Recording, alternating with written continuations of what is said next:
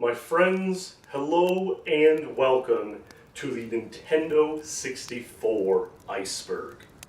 Indeed, tonight it's quite a chilly night here, hovering right around freezing, and so I thought I would put on a wonderful fire and recount this incredible Nintendo 64 Iceberg, which I've spent really the past year or so putting together and printing out on this piece of cardboard tonight to share with you.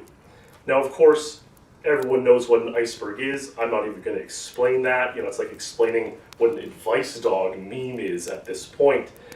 But I was inspired to make a Nintendo 64 iceberg because there was not really a great one around. There was only one I could find, and half the entries on the bottom half were about this ARG called Catastrophe Crow 64, which is something cool in its own right, but I wanted to make an iceberg that was really about the core of the oddities and obscure theories and deep lore about the Nintendo 64 as a whole and some of its most remarkable video games.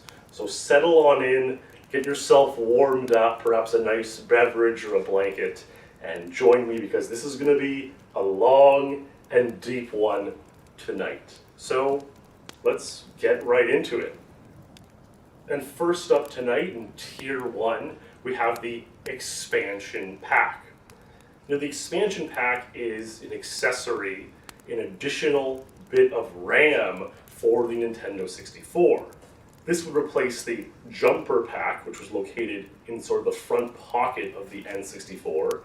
You have to take off this little piece of plastic and take out the jumper pack, which had no RAM in it, and place in this expansion pack. Now the N64, believe it or not, had 4 megabytes of RAM on board. Quite a small amount. And this expansion pack would double that to 8 megabytes. Quite a remarkable difference, of course. And the expansion pack was only really needed for actually 3 games. It was only truly required for 3 games towards the later life cycle of the N64. The Legend of Zelda Majora's Mask, Perfect Dark, and Donkey Kong 64. It had some uses in other games, like different aspect ratios and whatnot, but really it was just needed for those 3 games, which is kind of interesting, kind of funny. I kind of think now, I kind of wonder about these young folks in the 90s and their parents being informed, hey mom, I need another, $60 accessory. We need to go buy the expansion pack so I can play Donkey Kong 64. And the parents not being too pleased about that, especially given how much money some of these games cost back in the day.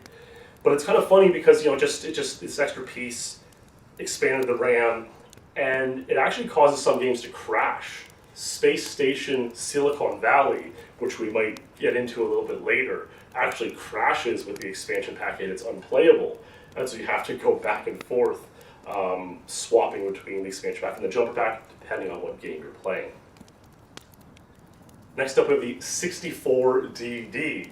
So the 64DD was another add-on accessory piece to the N64, which was sort of like, it made like a double-decker, The DD stands for disk drive or dynamic drive. And it came with these weird like floppy disk looking things. And this would have drastically expanded the memory and capability of the N64, but it was really fraught with delays in development. And so it only ever released in Japan, and it only sold like a few thousand of these accessories. And there were a lot of games that were being developed which would have needed to use the 64DD. They would have had to be on the floppy disk, and because they required a lot more memory, and a lot of them got scrapped. And we're going to get into a lot of these games tonight. It's quite unfortunate. Really, it's quite a deep dive as we keep going. With the 64DD, if you have one, raise your hand or leave a comment because they're few and far between. L is Real 2401. This is, of course, one of the most known theories on the entire Nintendo 64. You know, it's about how people believed a texture in the courtyard of Peach's castle in Super Mario 64 read L is real 2401, and they somehow ran with this to imply that maybe Luigi was a playable character in the game. And this was sort of an urban legend for a long time. Nothing ever really came of it. And then once the Nintendo Giga Leak occurred a few years ago, it was revealed that there is a Luigi character model for the game. He doesn't appear in any regard, even in a cutscene or anything. But the character model was made, and so it was thought, maybe at some point he was planned to be in Super Mario 64. Probably the most significant and signature game of the console. But poor Luigi did not end up making it in the game. And, I just find it funny because, obviously, the 3D model doesn't prove that he was supposed to be in the game, or that there was some hidden way to unlock him, like many playground rumors might entail. It just implies that maybe he was going to be in there at one point, and, that's that. Not anymore, never made it in, poor Luigi. Next up we have Ultra 64. Ultra 64 was an early working title for the N64, the name of the console. And it's kind of interesting because, you think you had Nintendo Entertainment System, Super Nintendo, Nintendo Ultra 64, Ultra Nintendo 64, how would it have really worked? And so eventually they just cut out Ultra and called it Nintendo 64. But there are a few pieces of sort of pre-release, promotional ads and whatnot that still do say Ultra 64 on it. So that's kind of cool. It's fun to come across those. Next up we have the Game Shark. Now, many young lads would have had a Game Shark back in the day, which was, one could call it a cheating device. Maybe you would call it a ROM hacking device, memory editor. You could get into the game's code and do all sorts of interesting stuff in the game. I had one back in the day. I would play GoldenEye with it and, do funny things like unlock all the cheats instantly, even though I was able to unlock them anyways, or make the guards really huge, which was funny, and really do interesting things with the Game Shark. I tried to always get to the Dam Island in GoldenEye's Dam level, but I could never get the right set of cheats. It's actually kind of an ordeal to go in there and type in all these cheats to make sure that they work properly. Lots of lines and strings of code. It can be hard to make them all work. And I never got it working. It was never really clip off the dam and go visit the island, but what can you do? A lot of us messed around with the Game Shark, a lot of funny things you could do with one.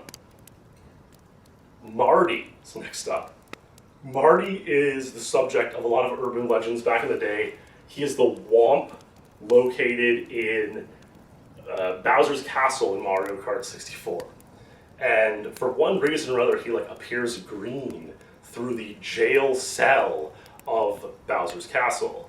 And so a lot of people wonder, what did he do? Why is he green? Is he a special Womp? And as it turns out, he's probably not even that green if you really look at it. It's kind of just the lighting that appears green. But there were all sorts of urban legends on how you could unlock him. For whatever reason, people thought, there must be a way to unlock him and free Marty. And one of the most common urban legends was something about driving the course backwards and then doing 64 laps around the Bowser statue in Bowser's Castle, and this would somehow unlock him. And there were some famous videos that were produced purporting to show this. But the reality is you cannot unlock nor play as Marty. Well, although I'm sure you could make some sort of memory hacking in this modern age, 27 years after the game's release, and play as Marty if you really wanted. But yeah, that's Marty. And actually an interesting theory that's only come up recently. A lot of people wondered, poor Marty, why is he in there? A recent theory purports that could he be the same Womp that helps you reach the star in TikTok clock called Stomp on the Womp, Could he have helped Mario in SM64, and that's why Bowser locked him up in Mario Kart 64? And that's kind of a cute headcanon theory. I really like that theory. And so, yeah, we can run with that and say that's the in-game Marty lore. You know, I've been calling him a womp. I hope he's a womp. He might be a thwomp. You know, sometimes you get the two confused. What can you do? Rainbow Road Shortcut. Rainbow Road Shortcut's obviously the most well-known shortcut in Mario Kart 64. Very obvious shortcut. Anyone who's ever played Mario Kart 64, played Rainbow Road, has probably looked out over yonder and thought, I wonder if I can jump off this downhill incline at the beginning of the stage and land on the other side of the track. And of course you can, and it's very intuitive how to do it. It saves about 25% of the course. There are better shortcuts that have since been discovered. You know, you can land on the upper part of the arc around that area, and there's, you know, some finish line manipulation stuff that's come in the last few years. But overall, that's got to be the most iconic Mario Kart 64 shortcut, Rainbow Road. And lastly, in Tier 1, we have Peach's Castle.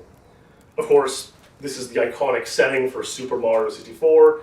And also, in Mario Kart 64 on Royal Raceway, you know, you can drive off to the side and see Peach's Castle, which is always kind of cool to explore. You know, you always wonder, you know, when you're a kid, can I get in it? Can I explore it? Could I go from Mario Kart 64 and play Super Mario 64 with my cart and drive around? You know, that your childhood imagination runs wild before understanding how, you know, programming and game development works. But that is Peach's Castle, and I mean, nothing more iconic on the console than that. Before moving on to the next tier, let's take a minute to check out this cool Fatom Wallet M. And what does the M mean, you might ask? Well, it means that it's compatible with MagSafe technology. Indeed, this Fatom Wallet has a magnetic back, so it can just stick right onto your phone perfectly safely, giving you just this one wallet phone combo item to carry and toss around. If you have a modern iPhone, you'll probably already know they have MagSafe technology built in. The Fatom Wallet M will be attracted to the back of the phone and just stick there. But even if you have another phone like me, you can still get some magnetic stickers for the phone case, and bingo bango, it works just the same. Of course, this Fatom Wallet M still has all the cool features you would expect from Fatom Wallet, like the signature thumb lever to fan out your cards, so you can easily see and access whichever card you need whenever you need it. Plus they come in cool and sleek styles, bamboo, carbon fiber, or this classic walnut style, which I think fits in perfectly here in the cabin. Check them out, my friends, at store.fatomwallet.com, link in description. And you can even use the code STAYTRUE at checkout for a whole 20% off. That's a pretty good deal. So thanks, Fatom Wallet, and on we go. Now we're into Tier 2. And first up in Tier 2, I have McDonald's kiosks. Did you ever walk into a McDonald's in the 90s or maybe even 2000s and they had a Nintendo 64 set up for you to play? I always seem to remember it playing Mario Tennis in the ones I encountered. Sometimes it would be Mario Party 3, I think. Sometimes maybe Mario Kart. But you know, they were putting these McDonald's as a promotional thing for the kids to go and play while they could leave their parents alone for a few minutes of peace and quiet, you know, just like the play places and whatnot. The thing is, it's a public access Nintendo 64 for all intents and purposes, and so the sticks were usually so loose that they were ground down to a fine dust, a fine powder, or even, and you see this in a lot of the pictures of these old McDonald's kiosks, the controllers were stickless. And of course, that's not a good thing to be if you're a controller. You know, you can't play the game without a control stick. I mean, you might be able to use the D-pad in some cases, but who wants to do that? They also had GameCubes in the same kind of scenario and kind of interesting, and and cool that McDonald's would do that. There are some people who try to find these and restore them, which is cool as well. I mean, that'd be a pretty cool thing to have in your gaming setup, a McDonald's kiosk. So shout outs to that. Citadel is next. The Citadel is a stage that was discovered in GoldenEye 007 really early in sort of the game's, you could call it early content creation online, back when people had their own websites, and that was it. You had your own GeoCities, or some say Geocities, webpage, and or your own webpage in the 90s, and you would write about things you discovered in game. And a lot of the guys who really early looked into the memory of GoldenEye discovered that there was a level called Citadel. And with more and more digging, eventually it was determined that it was probably in early either debug stage, or maybe it was going to be a multiplayer stage. And, the early internet legends were, could some of the mysterious characters like Oddjob and Mayday be hidden in the stage somewhere? That'd be pretty cool. As it turns out, no. It's like an unplayable debug early stage. Like the ramps and stuff don't even work. A lot of the structures don't have collision. But it's really cool that a lot of the people who looked into the game early, were technically savvy enough to dig in there, learn there was a stage, and eventually dig it out and kind of explore on it. There's a few videos of that you can find on YouTube, and that's pretty cool. Next up, we have crooked cartridges. So crooked cartridge is obviously what it sounds like. If you put a cartridge into the N64, not fully, a little bit tilted, a little bit crooked, you can get some really wonky effects in game. Now, don't do this. It's not recommended to do this because it, could in theory damage the console, maybe the game, and so you shouldn't do it. But there are some things that happen. You get like in GoldenEye, you'll get guards really glitching out and freaking out and whatnot. It's really weird. I actually used that as a kid in Ocarina of Time to escape the forest. You can get by the Kokiri, who kind of prevents you from leaving the forest by using crooked cartridge. You get out there, you quickly save, or you'd actually have to go save somewhere else into a dungeon or something. So you have to keep playing and hope the game doesn't crash, because, well, for one, as a kid, if you save on Hyrule Field, it kicks you back into the forest, so obviously that's not helpful. But that's the thing, crooked cartridge usually crashes the game, but I somehow managed to get out of the forest using crooked cartridge, because it kind of makes the Kokiri guarding the forest escape glitch out of the way, get the game back in fully, play it, get into like Dodongo's cavern, save, and then I was able to beat the rest of the child sequence without playing the forest first. And that was actually a really cool thing that I did without any guides or anything back in the day. And it was fun to explore and feel like you're really breaking the game. Obviously, nowadays with speedrun strategies and stuff, everyone does this all the time, breaking the game. But back then I felt like, wow, I'm really doing something special. And that was pretty cool. And that's just one of the things you can do with a crooked cartridge. Next up, we have the DK64 rap. This is a song that's the intro to Donkey Kong 64. It's often considered one of the most cringe songs perhaps in existence, and it introduces the various characters that you'll meet in-game and play as in-game. And it's one of those kind of funny things because the composer, Grant Kirkhope, was going for it to be, a silly song. No doubt about that. This is not like a serious a song. It's a fun, silly song like you would imagine in a Donkey Kong game would have. But a lot of people really found it cringe and ran with that, and it kind of is a thing of legend on the Nintendo 64 and in the Donkey Kong series as a whole. One thing that's a bit unfortunate is that it was actually featured recently in the Super Mario Bros. Movie, one of the biggest grossing movies of 2023. But in the credits, it simply says, DK Rap from Donkey Kong 64, and doesn't actually credit Grant Kirkhope. And so that's pretty unfortunate. kind of bad form from the movie producers. Hopefully maybe that gets remedied in some kind of digital version of the movie one day. But shoutouts to Grant Kirkhope for composing that song and many other legendary songs on the Nintendo 64 console. Zelda's courtyard paintings. So in Ocarina of Time, one of the most magical places in the game is Zelda's courtyard, of course. You kind of get out into the world, you explore this Hyrule field, it's beautiful and amazing. You have to go through a series of events to get into Zelda's castle and sneak into the courtyard, and wow, you're going to finally meet Zelda. That's really awesome. And so a lot of people playing the game for the first time may not have stopped to look around because they're so excited to continue to play.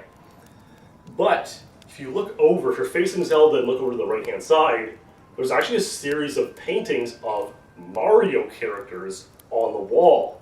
And that's a really, really cool sort of, homage to the Nintendo, to Mario. Zelda and Mario are probably the two biggest series in all of Nintendo. So it's a really cool thing to see there. And I don't think it really ruins the immersion at all. Seeing these other characters, some might run with a theory that implies that they coexist in the same universe or something. I just think it's a really, really cool Easter egg, is what it is, quite frankly, an Easter egg. A lot of these entries will be, and it's a classic. And on the other side of the courtyard, if you shoot your slingshot into the window there, a castle guard, scolds you and throws a bomb at you, which is quite funny. I wonder if anyone in history made to Zelda's courtyard with like half a heart or a quarter heart and, didn't save or whatever, slingshot out the window and passed away from the bomb and then had to do it all over again before getting to talk to Zelda. That would be kind of funny. If you did that, certainly let me know in the comments. That'd be kind of funny. Star Fox Paths. Star Fox 64 is like a really, really good game. I feel like it kind of gets forgotten in the kind of entirety of the N64 canon sometimes. It's sort of an on-rails shooter, and while you can certainly speedrun it, there's lots of strategies to reduce lag and figure out how to, get through the game and beat the bosses as quickly as possible and whatnot. It's not like the same kind of speedrun as a lot of these other N64 games. And speedrunning, of course, has sort of kept a lot of these games alive over the years. Star Fox, you can go for high scores, which is really, really cool. There's some amazing, records and tool-assisted high scores. What are they called? Tool-assisted super play. Sometimes you can, for a TAS, and if it's not a speedrun, it's like a high score. You can call it a tool-assisted super play. But the cool thing about Star Fox that makes it very replayable is that depending on what you do on each stage, you kind of advance one way or another on the course of the game and explore all these different planets and go on these different paths to the end of the game. So you could actually play it like dozens of times differently each time. And something that I found quite interesting when I was researching this is that Shigeru Miyamoto has a favorite path, believe it or not. This is according to a Star Fox fandom wiki. His favorite path goes Corneria, Sector Y, Katina, Sector X, Sector Z, Area 6, and then Venom. And I guess he really likes the Sector XYZ levels.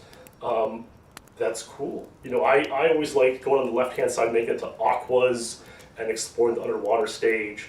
But yeah, they kind of, it's a weird game because you can't like save halfway through, you just have to play it all the way through. It only takes like 30 minutes if you know what you're doing. But the fact you can replay it over and over, exploring these different paths and planets is really, really cool.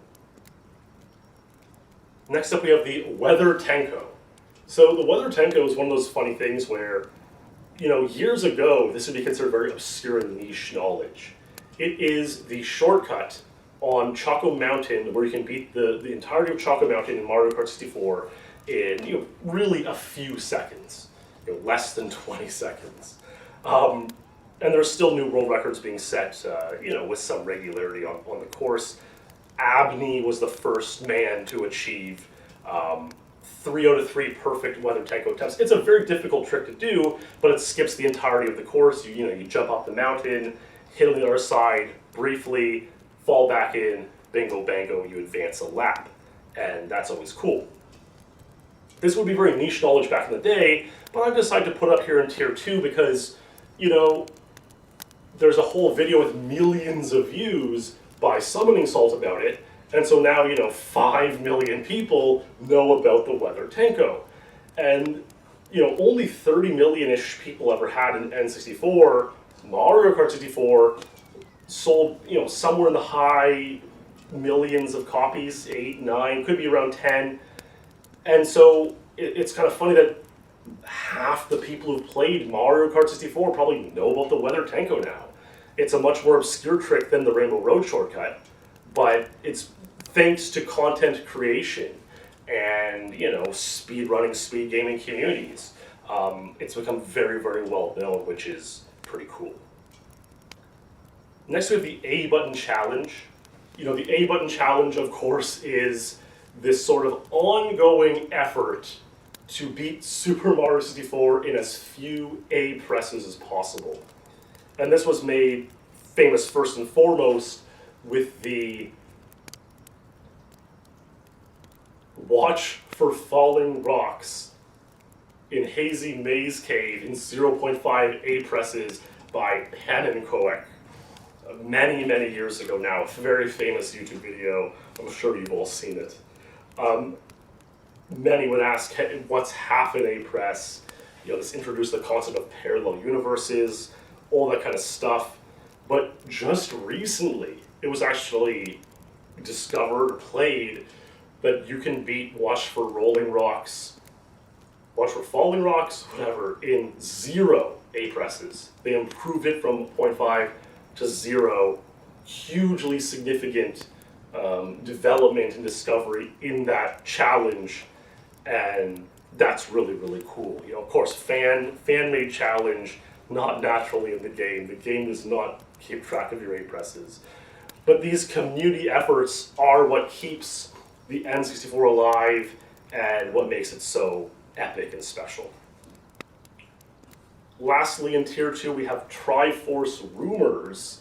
Of course, these were the various rumors that you might have heard about as a kid, playing the N64, playing Ocarina of Time, getting the Triforce.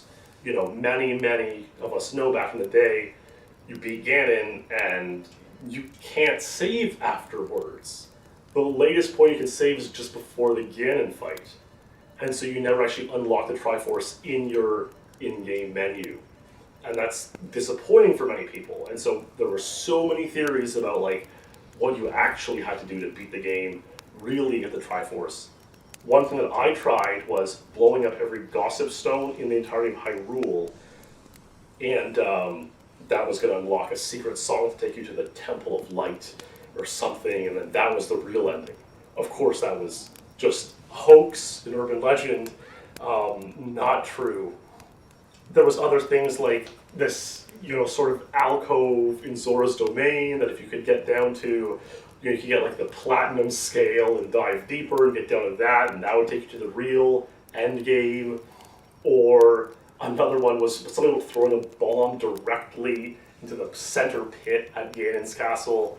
All sorts of silly stuff. Even sillier stuff is out there. It kind of takes you back to an age where the game wasn't memory dumped and ROM hacked and explored to its fullest extent, and you kind of had to figure it out, go along with it, kind of see what you could find and make out of the game and explore that way without ever knowing what is really there or not there. And that's pretty cool, and some great times with Triforce rumors back in the day. So there, my friends, were the first 2 tiers of this N64 Iceberg. You can find the whole Iceberg image in the description and in the comments, and I will be posting tiers 3 and 4 soon. As you can see, they're quite juicy with a lot of condensed content in there, and the rest will follow in due time after that. So keep your eyes peeled for all of that. Have a comfy night, my friends, stay true, and I'll see you in the next stream or video.